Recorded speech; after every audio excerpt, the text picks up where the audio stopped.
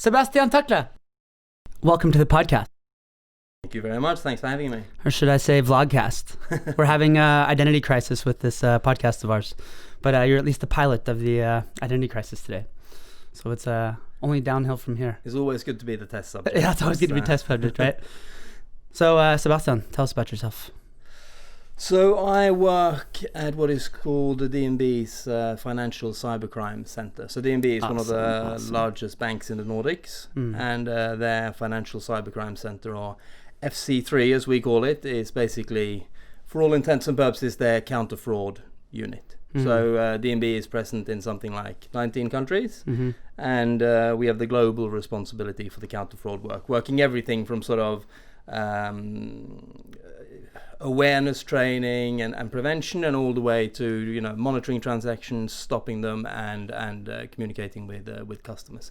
So we have the sort of full spectrum of counter-fraud work. Awesome. So yeah, within that sort of dynamic, my role is I'm subject lead for threat intelligence. So basically what I do is I identify, map what is usually organized criminal groups. I'll probably talk more about that later, but identify and map organized criminal groups, and then I sort of assess to what degree they pose a threat to either DNB as a group or our customers. Awesome. That sounds so cool. Yeah, so cool to have you here. I have a very exciting job, or at least I'm fortunate enough to think so myself. Yes.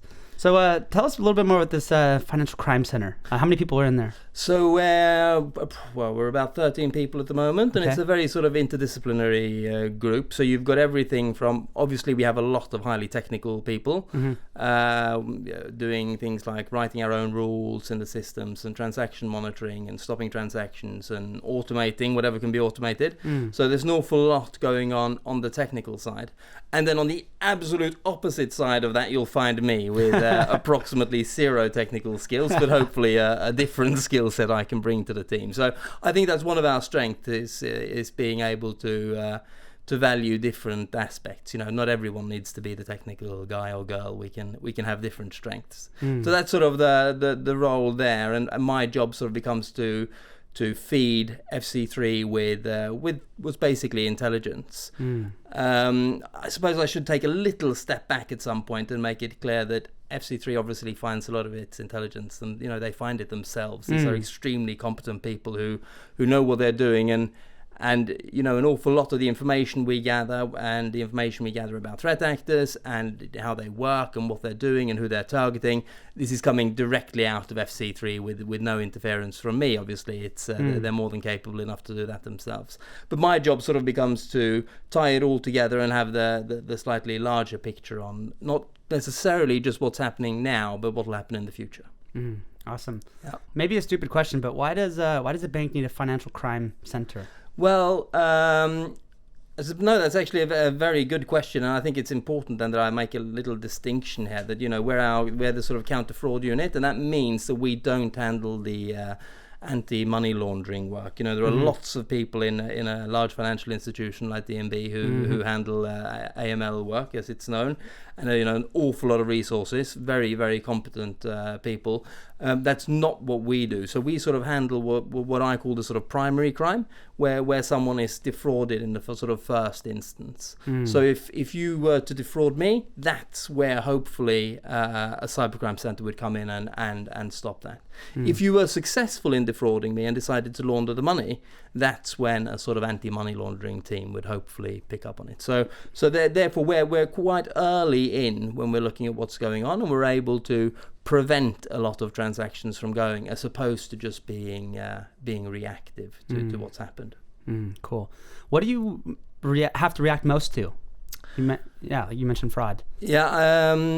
There are several things going on in that landscape at once. We spend an awful lot of time looking at sort of private customers, you and me at home in the evening, and then there's a lot of things like love scams, investment fraud, that type of thing going on.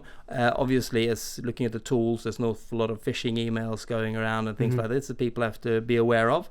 And then on the business side of things, I think the one thing we always need to mention is the business email compromise aspect, where there can be, companies can really lose a lot of money. I mean, there are hundreds of millions at stake in those frauds. So that's sort of the two main aspects: the company side and the sort of private customer side of things. And they're both equally important, and they're both equally they sort of take about as much of both things take about as much of our time, to be honest.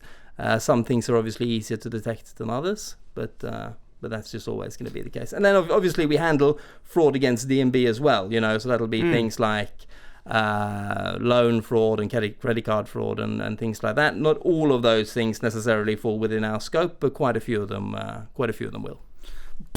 So many things to deal with. Yeah, that's it. And to make it more complicated, in addition to being sort of, I sort of wear two hats in this organization. So on the one side, my primary role is to feed the Financial Cybercrime Center with actionable intelligence. But then on the other side of the things, I sit in what's known as DNB's Threat Intelligence Group, or TIG, cool. Which looks at the full threat picture facing DNB. So they will handle everything from the threat of, what's the threat of terrorism, physical robberies, things like that. And then in another corner, you have the whole sort of cyber defense aspect, where things get very technical and that you guys know an awful lot SOC about. Stuff, yeah. And then in the third corner, you have me with the sort of financial crime aspect. So I think TIG is, again, one of DNB's strengths when it comes to threat intelligence. We have a few sort of regular products we push out there. We have our annual threat assessment, which for the first time this year we published publicly. So anyone can have a look at that if you want to get a feel for how we work and what we do. Then we obviously do quarterly threat assessments that are internal. We do assessments on incidents or things that sort of crop up internally. So but being able to have that those several different disciplines being able to attack subjects is surprisingly valuable, even within subjects that are really, you look at financial crime that I handle, you'd think that a lot of it was pure financial crime, but even if you go to the purest of financial crime aspects, those responsible for physical security, those responsible for the terrorism assessments, and those who are sitting in our SOC will have valuable input, both to how to attack it to begin with, but also on sort of very sort of concrete, sort of have you thought of this detection-wise things.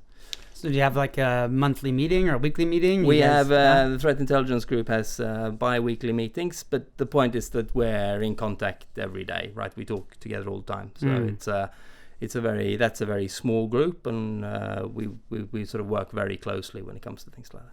Cool. Awesome.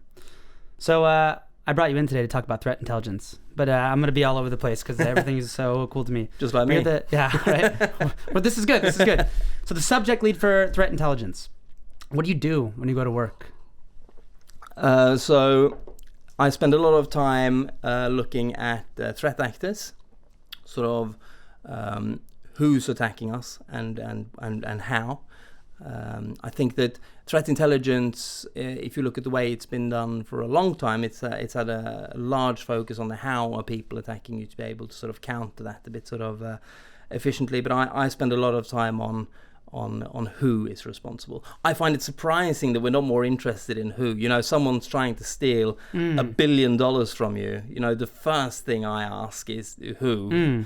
The first thing I should ask is how, but the first thing I ask is who. So it's a very sort of response from my side that I want to know who's behind this and not just how they're doing it. So for me, that's important because that lets me assess the threat, and that's basically my job, right? I need to be able to assess who's posing what threat to us within the sort of financial crime sphere at any given time. So I'll look at what's hitting our customers at the moment, globally, what's going on, are there any effects of things like COVID-19 and things like that are hitting. But can you tell me anything more about these threat actors? Because we know when I think of threat actors, I think of, I'm a cybersecurity guy now, so I think of like China and Russia and things like that. And they're not the same threat actors in this case. Not necessarily, no. I mean, if you look at DNB's threat intelligence group as a whole, we have our own sort of threat actor pyramid. And that's not exactly black magic. I mean, that's going to be very familiar to you. Although we've sort of internalized it and made it our own. So, at the top of the pyramid, like everyone else, we'll have nation states, right? within financial crime. There are definitely things we could talk about when it comes to nation states, but I don't think I'm going to spend all my time on that today. I think, nation states, a lot of the time when it comes to financial crime, there are other people who will take your time talking about that. And then at the bottom of the pyramid, you'll have individuals, right, or groups of friends that work together, but they're not closely knit or professional enough for me to sort of call them organized criminals. So disorganized criminals, perhaps. And things like companies or heads of companies trying to make a profit for either themselves or the company or things like that. So and that area is an area where I think that if you'd asked people 10-15 years ago, that's where the fraud problem would be. Individuals and groups of individuals getting into trouble. And that's simply not the case at all. So the middle of the pyramid for us is divided into two. And there we have both of the categories are organized crime, basically. So we have less advanced and more advanced organized crime groups in the middle there, and they dominate the attacks both against DNB when it comes to financial crime and against their customers. So an example of the less advanced organized criminal groups, they will typically their intelligence is useless most of the time, which means that their attacks are fairly untargeted. The language can often be quite rough, not really technically up to it. If they're using any technical tools at all, they're not the best. And because of the language issues and things like that, even things like social manipulation will often not be quite on par, but they still make a fortune, right? Because they've still they use the oldest trick of sales, which is volume. So the point is they'll send out 50,000 phishing attempts, knowing that even if the language is bad and the technical thing isn't up to speed, someone's still going to push that link. Still going to get a few, Still going to get a few, right? So there's still money to be made there. And you mustn't understand, these groups earn a lot of money. There is a lot of money floating around the less advanced organized criminal groups, and there are an awful lot of them. And then you have the more advanced organized criminal groups, which are in many cases not that different from nation states, and also when you're talking severity, in some cases they're not that different. They're well financed, they have good time, they have amazing technical skills, and I think one of the most important things is that they're not in it for the profit today. They're in it for the profit over time. Right? So this is the long con gone really, really big, and the distinction therefore between advanced organized crime, nation states, or when nation states are using advanced organized criminal groups, that can get quite blurry rather fast. So but you could probably have a separate thing on that at some point. So that's sort of the two main organized crime groups. I usually, if I'm going to give some examples, I'll say that a lot of the West African groups, they fall into the less advanced organized criminal groups. That's not to say that there aren't advanced West African organized criminal groups. There are a lot of them, highly competent, especially when it comes to social manipulation, but also on the technical side. There are some serious groups to watch out for there. But still, the majority will fall into the slightly less advanced category. And on the flip side there, you have the Israeli groups, for example, who are extremely competent, work on a huge time frame. They have a good infrastructure to work off. And if you look at the biggest fraud cases in Norway over the past 5-10 years, you'll find involvement of Israeli crime in a lot, if not all of them. So it's this is sort of an aspect where you're gonna. There are a lot of different threat actors, and these are just some sort of examples of groups. But that's probably an important thing for me to sort of emphasize, is that I said we had a very sort of threat actor centric view when it came to threat intelligence on financial crime, and that's right. I think one of the first jobs I was given when I said I said to my boss, we should work on this, and he agreed, and he said, but then I want you to find out who's behind investment fraud. Because at that point, investment fraud had sort of exploded in 2017. It had been going on for years. No one knew. Police didn't know. Financial institutions didn't know. It was a mystery how this could be going on for so long without anyone sort of identifying it. And his first sort of thing to me was, I need you to find out who's involved in this. And by that, he didn't mean, what individual is responsible, because it's important that you know the limits of what you can do yourself. And very often, although it would be great to get down to an individual level, realistically, we're not going to do that, because it's got something to do with where in the chain we're positioned and, what kind of views we have from there and out. But down to an organizational level, where are they based? How many are they? How long have they been doing this? How professional are they? And this is important. This is important for assessment purposes, because this will tell you to what extent you need to prioritize, and it'll also tell you how hopeful you can be of your countermeasures, not just handling things for a while, but working over time. And if you're allowed to tell me, how do you even go about figuring this stuff out? Because so there's a lot of cooperation. You can break this down into several different aspects. The one thing is obviously that I get a lot of information from FC3, right, where I'm sitting. There's an awful lot of data going through our systems, and you can sort of extract quite a lot of useful information from that. Then there's an awful lot of open source information out there that's useful, and a lot of my time is used reading open source intelligence and sort of working out how is this relevant to me, and where can we sort of find connections between what other people are seeing and what's hitting us. And then after that, it's all down to cooperation, right? So, we work closely with more or less all other financial institutions in the Nordics. We have a good working relationship on the security side with them. There are obviously private security companies that have input when that's appropriate, and they know what they're doing. And then we work closely with the police, all branches of the police, to the extent it's possible, trying to help the police understand what to prioritize and what kind of information we have that we can share with them. There is a limit to what information we can share with the police without a court order, but when talking about general trends and things like that, we can talk rather freely. So obviously a good cooperation with the police is essential, all branches of them. And then whether you're talking financial institutions or police or private security companies, you're obviously talking both domestic and abroad. So we have good connections with law enforcement abroad as well, and also other financial institutions. And it's sort of the combined efforts of all of that will, surprisingly enough, give you more information than you'd think.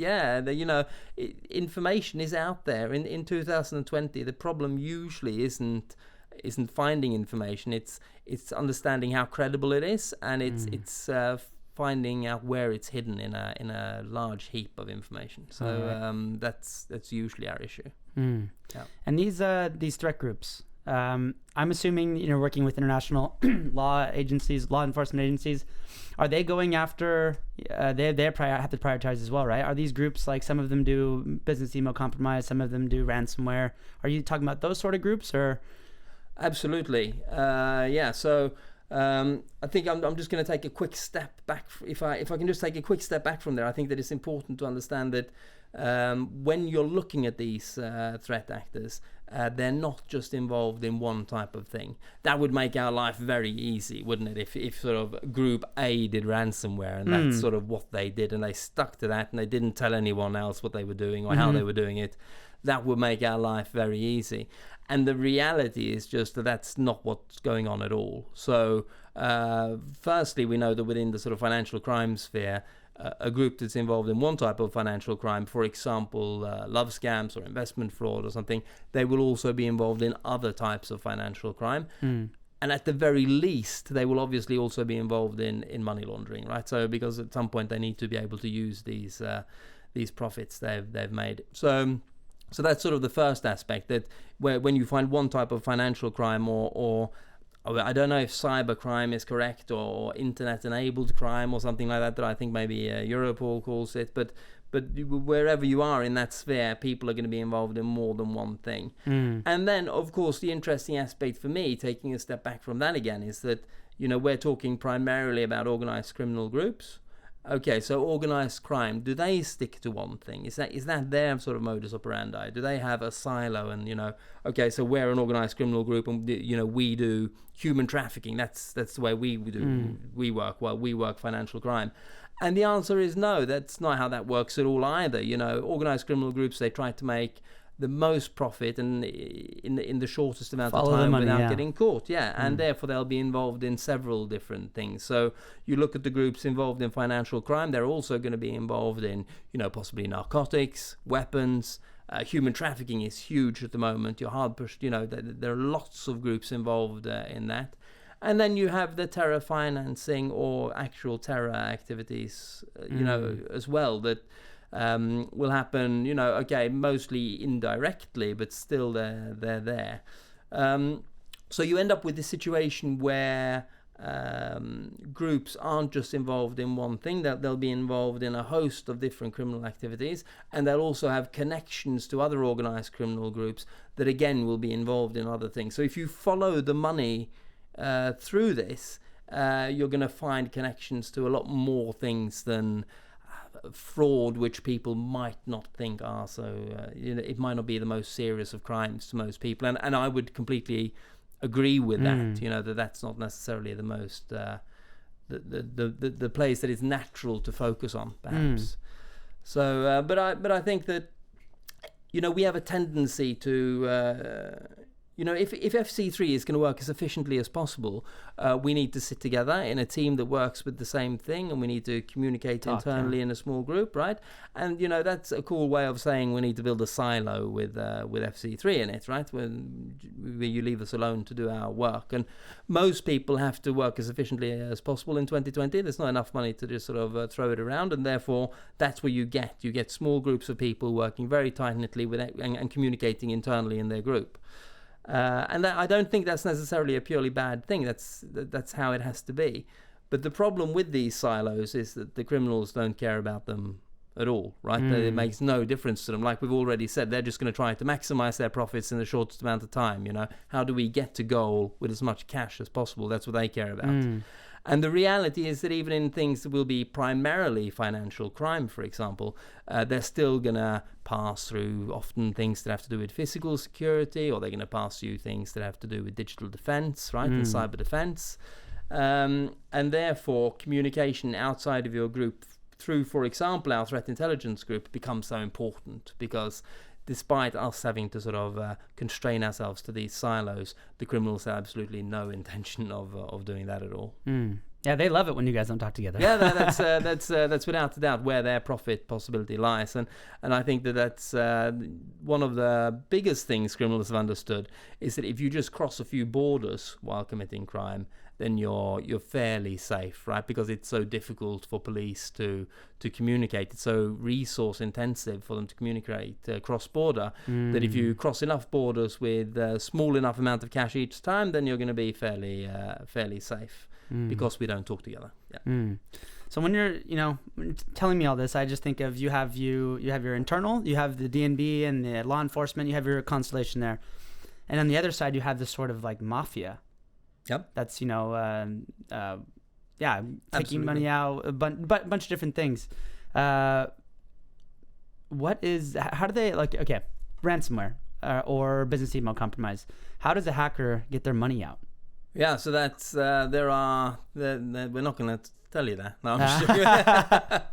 Yeah, no, there are several ways they do that. They have some quite extensive money laundering operations that are frankly quite impressive. I mean, you do have to take your hat off to some of these groups once in a while when you look at the level of sophistication that they actually manage to put into some of their scams, and that can be anything from, I mean, we've seen a lot of money go to Hong Kong and China. We've seen, and we question sort of, okay, but how do you get your money? Okay, you send it there, and it might be a fairly locked system, but how do you get it out again? And there have been examples of Chinese organized crime sending people, keeping the money but sending people abroad to build, skyscrapers and hotels and things like that for the criminals abroad. So you never have to actually move the money out again.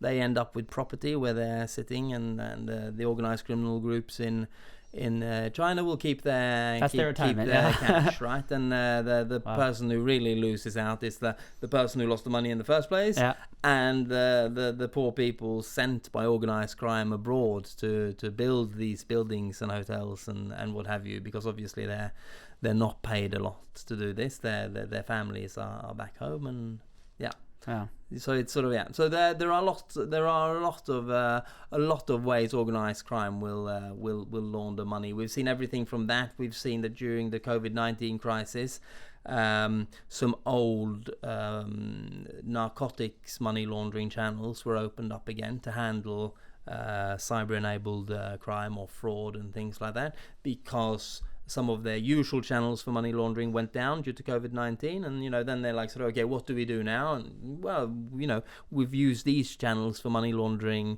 when it comes to narcotics for years. Why don't we just pick up that trail and start funneling fraudulent funds through there instead? So they're very good at finding ways to launder money, whether it be by exchanging cash for something else, preventing funds being moved, like in the case where you build buildings, or using old narcotics routes to launder funds. There are examples of huge amounts of money being taken out in cash and moved by containers.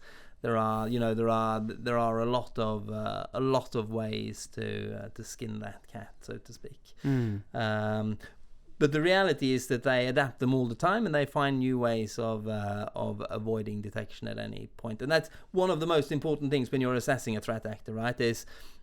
And one of the most important things that struck me when I started working with this was that you spend an awful lot of time asking how they attack you, and that'll tell you how to implement some countermeasures, and that's great.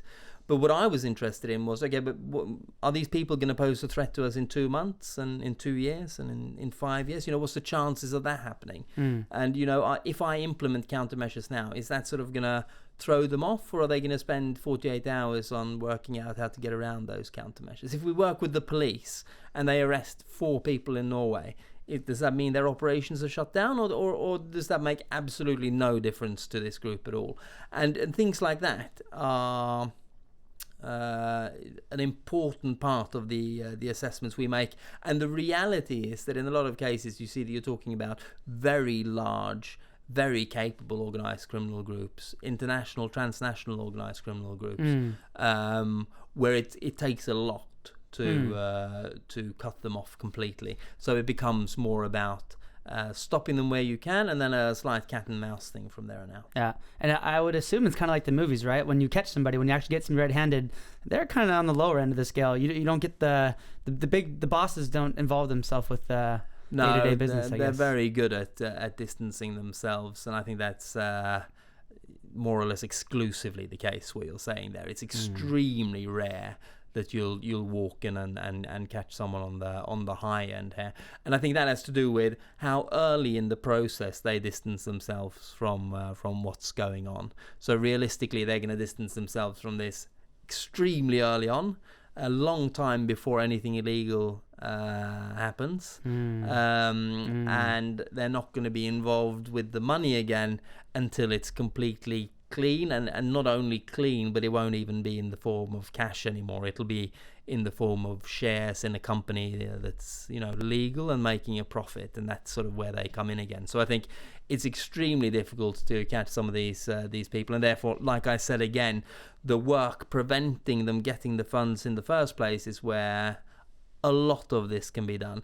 At the same time, I don't want to sound too sort of defeatist here. I think it's important that international law enforcement works together with, for example, financial institutions to try to get hold of these organized criminal groups. And there's no doubt that the combined efforts of law enforcement, financial institutions, and other third parties, it definitely does help. I mean, the amount of money we've been able to sort of prevent from going to these organized criminal groups in a fairly sort of short time period it's a substantial amount of money, and there's no doubt that it's gonna hurt them. But yeah, I mean, you can't open the champagne every time they arrest some guy in Oslo for this. Let me see. Oh, so much cool information. I just completely lost where I was. So you wrote a threat assessment for COVID-19. Yes. At some point. Absolutely. So we did... right, so you're in March, right? And COVID-19 is sort of... it's come as a bit of a surprise to everyone, I think, at that point, at least to most people. It came as a surprise to me.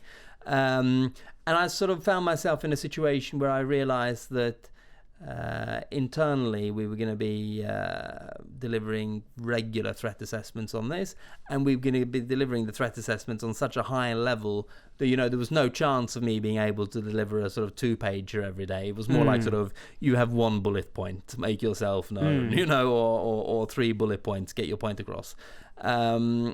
So in order to do that, I sort of sat down and I sort of realized that if I was going to be able to tell people what was sort of the most important point, or the top 2 most important points today, I needed to have a fairly good understanding of how financial crime was being impacted by COVID-19. So I did that. I sat down and I wrote a threat assessment on how financial crime and organized crime was going to be impacted by COVID-19. And that was sort of split into 2. It was split into, you know, what do we know about how organized crime reacts to a crisis, and then the second part was sort of how does this crisis differ from other crises we've seen. And I think that you know, the first assessment was fairly simple because it fairly common knowledge that when a crisis like this occurs, organized crime is on it within, you know, minutes. They know what they're doing. They're smell determined, opportunity, they're clever, they smell opportunity. This is that there is a lot of profit to be made from these situations, be it a hurricane or a flood or a pandemic. There are things here that really can be that you can make a lot of money from. And so my initial assessment is sort of that, you know, you're going to see the less advanced organized criminal groups and the more advanced ones, but you know, particularly the less advanced organized criminal groups in there taking advantage of the sort of everyday news factor of this. So we saw a spike in sales fraud, you know, not approved facial masks and hand sanitizer and things like that being sold on the internet. And then you saw that all of the types of fraud that we were usually following, be it investment fraud or love scams or business email compromise, there was being added just a touch of COVID-19 to all of them. They were just making them sort of relevant in one way or another, and getting people to sort of pay attention. So we saw a spike in this, and we sort of realized that this is the way organized crime works, and they're very, very quick at getting this operation up and running. Therefore, they're very simple operations. They're simple phishing campaigns, simple social manipulation, but they're up and running within, you know, day one. Because what organized crime has understood is that, you know, a hurricane hits, you have 6 weeks to take advantage of that situation. And after 6 weeks, it's gone, right? You've made as much money as you can. You've milked it for what it's worth. And then after that, it's gone.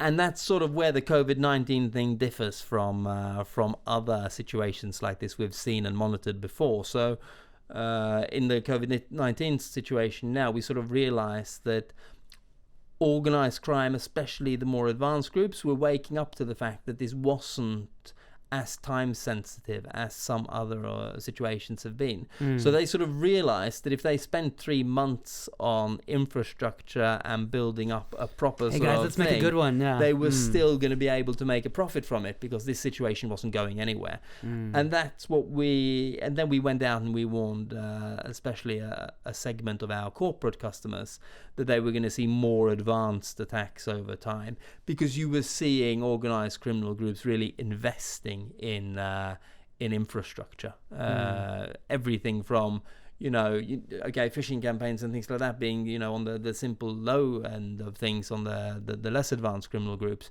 but you were seeing organized crime buying up factories to produce face masks and hand sanitizer and things like that, right? Operations that cost a lot of money, they put money into it to begin with, and it takes time to get it up and running, and still there was no question about whether they were going to profit from this at all. So So we did this assessment. I think I won't say that we were alone in March in assessing the impact of organized, COVID-19 on organized crime and financial crime, because, you know, who am I to say?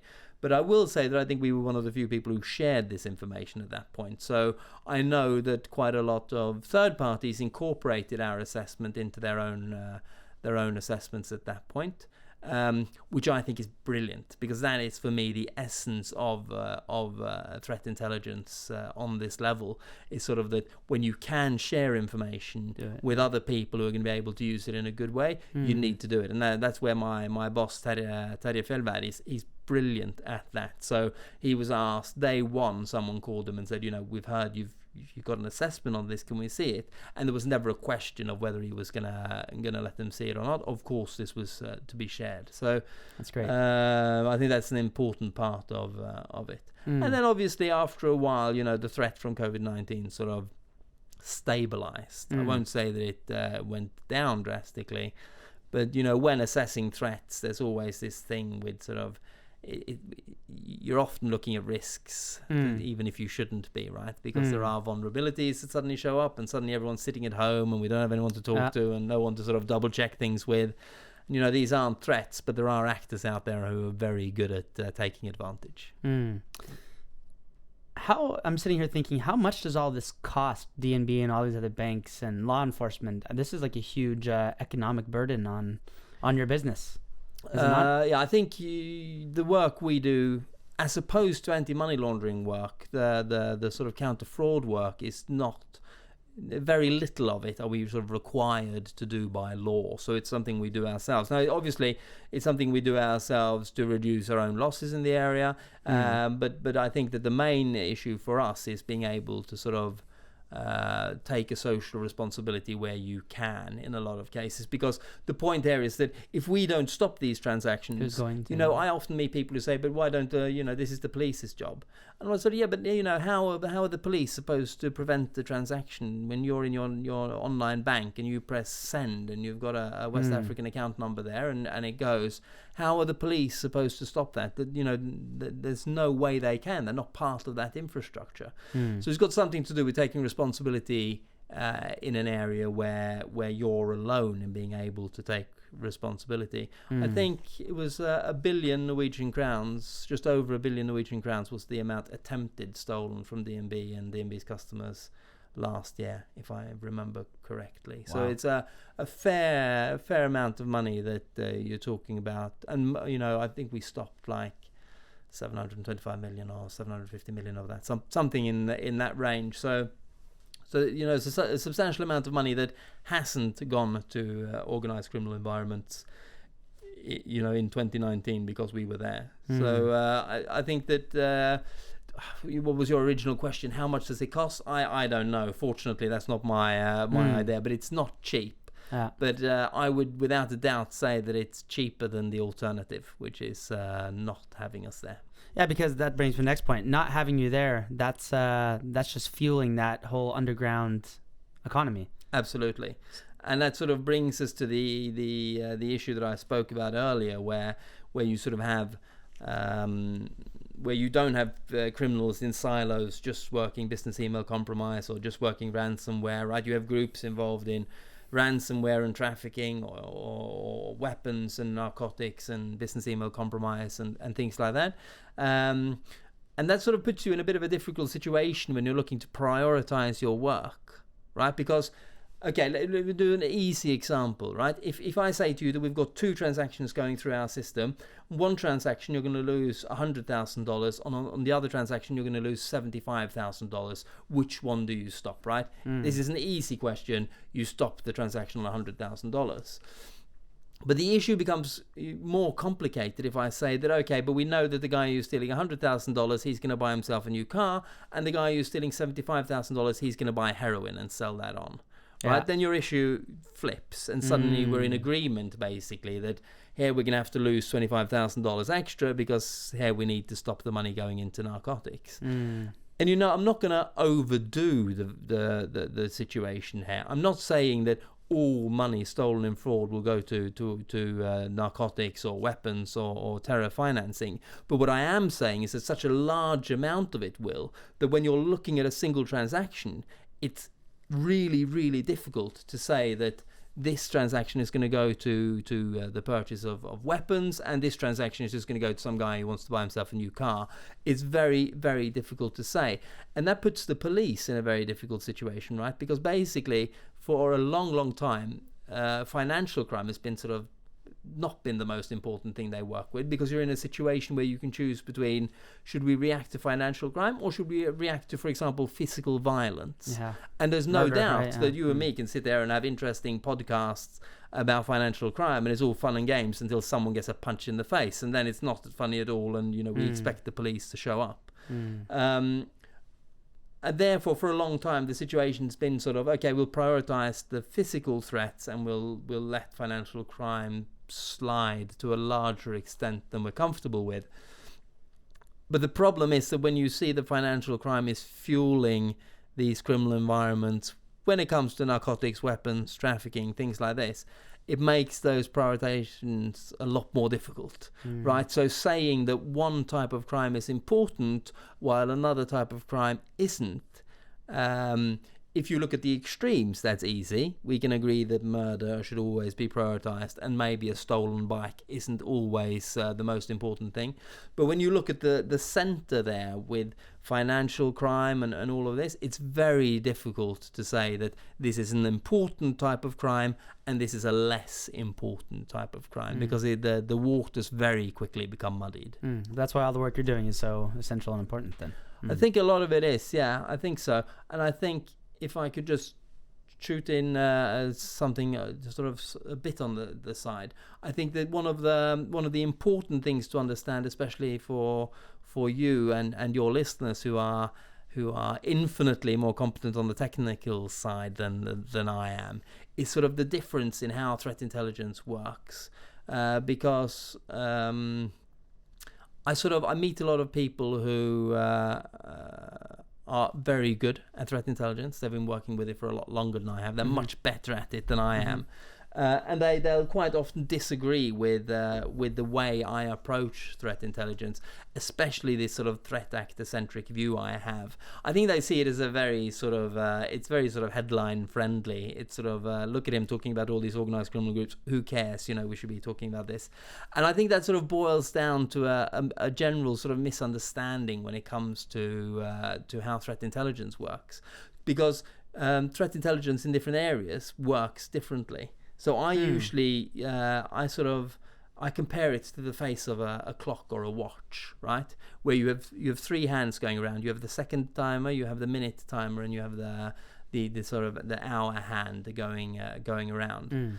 Where for me, threat intelligence in the sort of cyber defense area that you guys and your listeners probably are very, very familiar with.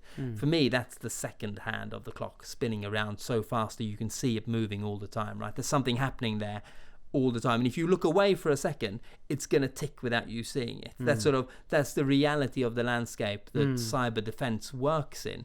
Daily updates on threat intelligence are not only required, sometimes they're not even enough, right? But when you look at financial crime, it's more like the sort of the minute hand going around. It moves a lot slower. I think I'll steal from Europol, who last week launched their internet and organized crime threat assessment, and they said that the trend they were seeing was an evolution and not a revolution. And I think that sort of describes financial crime to me when it comes to threat intelligence. It's continually evolving, it's moving all the time, it demands that you're there and paying attention.